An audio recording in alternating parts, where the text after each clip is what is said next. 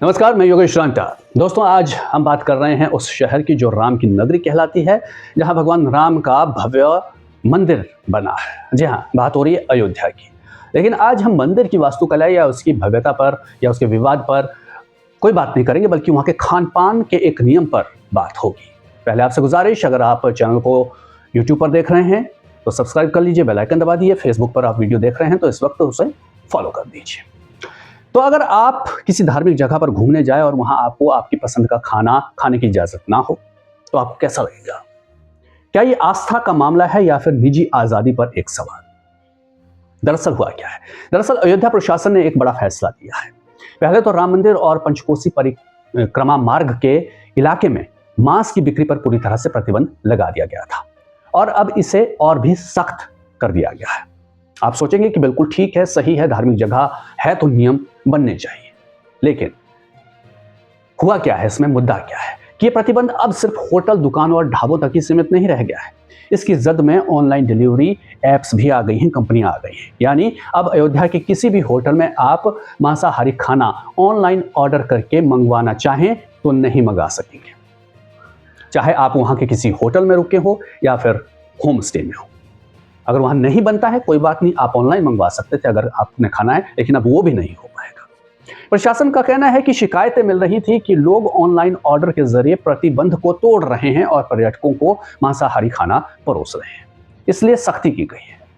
अयोध्या के assistant food commissioner Manik Chandra Singh ने खुद कहा, हमने सभी होटलों, दुकानदारों और डिलीवरी कंपनियों को आदेश की जानकारी दे दी है और हम लगातार निगरानी कर रहे हैं।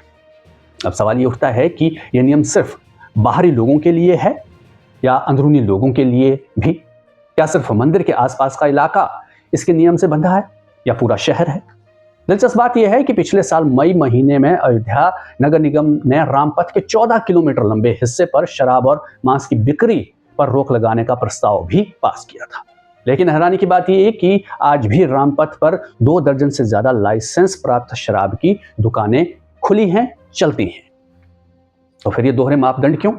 एक तरफ होटलों और ऑनलाइन डिलीवरी पर पूरी तरह से पाबंदी, लेकिन दूसरी तरफ शहर के बीचों बीच खुली शराब की दुकानें, जिनके लिए प्रशासन कह रहा है कि हटाने के लिए जिला प्रशासन से अनुमति उन्हें चाहिए।